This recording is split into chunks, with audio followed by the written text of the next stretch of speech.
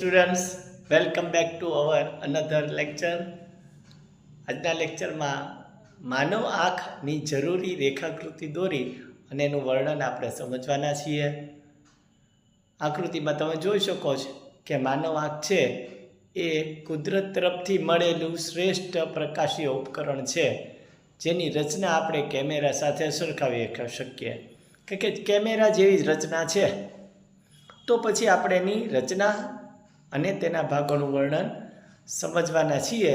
તો બરાબર એકદમ લર્ન કરી નાખજો, પાકું કરી નાખજો. ઘણીવાર આ પ્રશ્ન પૂછાયેલો છે, આપણે કરવાનો જ છે, ફરજિયાત છે. માનવ આંખના વિભિન્ન ભાગો અને તેના કાર્યો આ મુજબ છે, એમ આપણે લખી. અને પછી સૌથી પહેલો ભાગ છે એ છે પારદર્શક પટલ, એટલે કે અને આંખનો ડોળો એ સાથે જ લખવાનું રે આપણે. પ્રકાશ એક પાતળા પડદા જેવા પારદર્શક કોર્નિયામાંથી આંખમાં પ્રવેશે છે, એટલે તેનાથી આંખના ડોળાનો ભાગ ઉપસી આવે. પારદર્શક ભાગ છે ઉપસી આવતો હોય છે, એ આપણે લખવાનું છે. ત્યાર પછી આપણે જોઈએ નેત્રપટલ. નેત્રપટલ એટલે પડદો, બધાને ખબર છે. તો આંખમાં દાખલ થતા પ્રકાશના કિરણોનું મોટાભાગનું વક્રીભવન પારદર્શક પટલની બહારની સપાટી નેત્રપટલ ઉપર જોવા મળ્યું. એટલે કે નેત્રપટલ છે એક પડદો છે, જેમાં આંખમાં દાખલ થતા પ્રકાશના કિરણોનું વક્રીભવન થાય છે. પણ અહીંયા પારદર્શક પટલની બહારની બાજુ થાય છે, બહારની સપાટી ઉપર થાય. બસ ત્યાં જ નેત્રપટલ હોય છે, એ નેત્રપટલ પર થાય છે, એ સમજાઈ શકાય. ત્યાર પછી સ્ફટિકમય લેન્સ એટલે કે નેત્રમણી. હવે લેન્સ શબ્દ આવ્યો એટલે ખબર પડી ગઈ કે આ બહિર્ગોળ એક લેન્સ છે, એ તો નક્કી થઈ ગયું. સ્ફટિકમય લેન્સ એટલે કે નેત્રમણી વિવિધ અંતરે રહેલી વસ્તુઓના પ્રતિબિંબનો નેત્રપટલ પર કેન્દ્રિત કરવાનું કામ કરે છે. હવે આપણે એને વિગતવાર જોઈએ. તો કે સ્ફટિકમય લેન્સ નેત્રમણી છે એ વિવિધ અંતરે રહેલી વસ્તુના પ્રતિબિંબને નેત્રપટલ પર કેન્દ્રિત કરવા માટે કેન્દ્ર લંબાઈમાં થોડોક માત્ર સૂક્ષ્મ ફેરફાર કરે છે.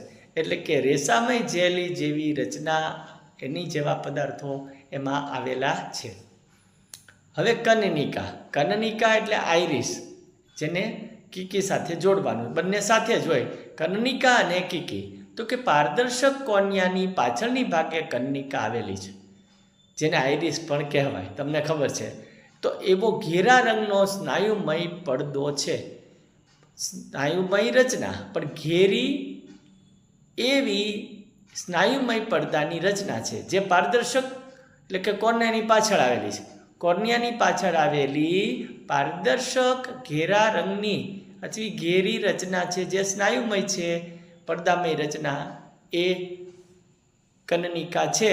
અને એ કીકીને શું કરશે? નાનું મોટું કરવાનું કામ કરશે. કીકીને નાની મોટી કરશે.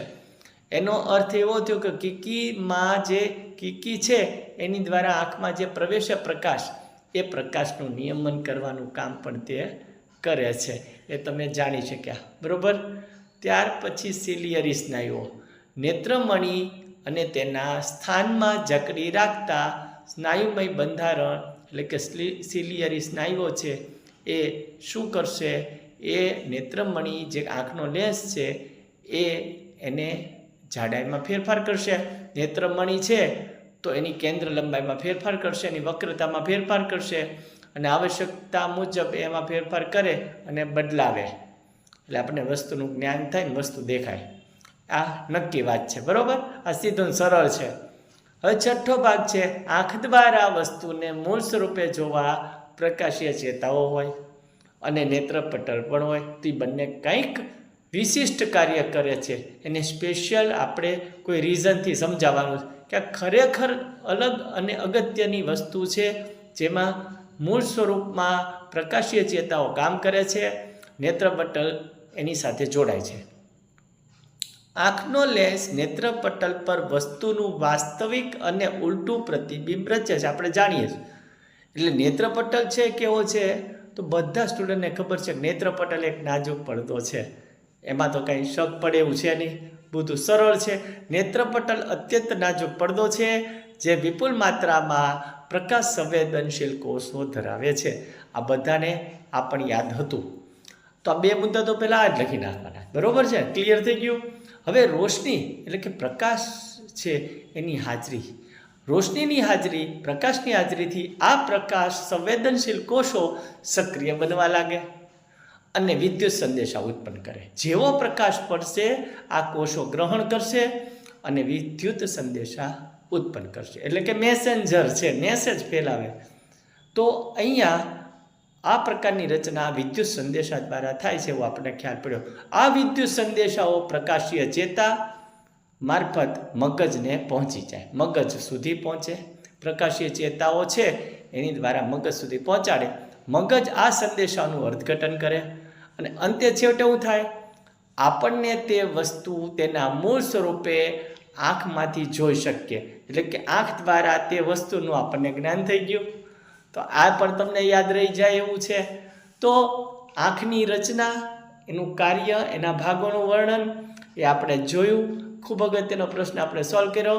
ફરી આવા નવા પ્રશ્ન લઈને ફરી મળીએ. ત્યાં સુધી મહેનત શરૂ રાખો. ફરી નવા લેક્ચર સાથે, નવા વિચારો સાથે, નવા જોમ સાથે મળીએ છીએ. ચલો, ગુડ બાય, ગુડ